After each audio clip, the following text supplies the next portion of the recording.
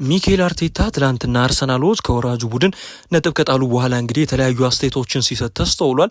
በውጤቱም ሆነ በጨዋታው ባለቀበት መንገድ በጣም አዝኛለሁ። ከዚህ ሁላችንም ራሳችንን ተጠያቂ ማድረግ ብቻ ነው ያለብን።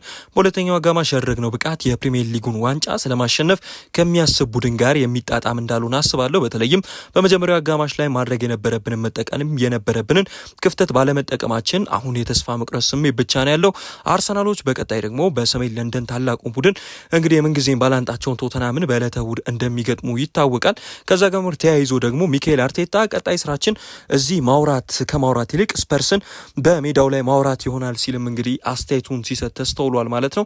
እንደሚታወቀው አርሰናሎች ባለፉት እንግዲህ ጨዋታዎች ተከታታይ ነጥቦችን እየጣሉ መምጣታቸው ይታወቃል። ይህንን ተከትሎ ቡድኑ ከዋንጫው ጉዞ እንዳለፉት ዓመታት እንዳይደናቀፍ በርካቶች ሀሳባቸውን እየሰጡ እንደሆነም እየተነገረ ይገኛል። ተከታታይ ነጥብ እየጣሉ የሚገኙት እንግዲህ አርሰናሎች ባለፉት 7 ጨዋታዎች ውስጥ በሁለቱ ሽንፈትን ሲቀምሱ አንድ አሸንፈው 4 ጨዋታዎችን እንግዲህ ነጥብ ተጋርተው ወጥተዋል። ይህንን ተከትሎ አርሰናል ማግኘት ይገባው ከነበረው 21 ነጥብ አሁን ያሳካው 10 ነጥብ ብቻ በመሆኑ በዋንጫው ጉዞ ላይም ትልቅ መሰናክል ተፈጥሮበታል ማለት ነው። መድፈኞቹ ቀጣይ ከቶተናምና ከቼልሲ የመሳሰሉ ትልልቅ ቡድኖች ጋር ጨዋታቸውን እንግዲህ ማድረጋቸው የበለጠ ጫና ውስጥ እንዲገቡም ያደርጋቸዋል ተብሎ እየተገለጸ ይገኛል። አርጀንቲናዊው አማካኝ ሮድሪጎ ዴ ፖል አነጋጋሪ አስተያየቱን ሊሰጥ ችሏል።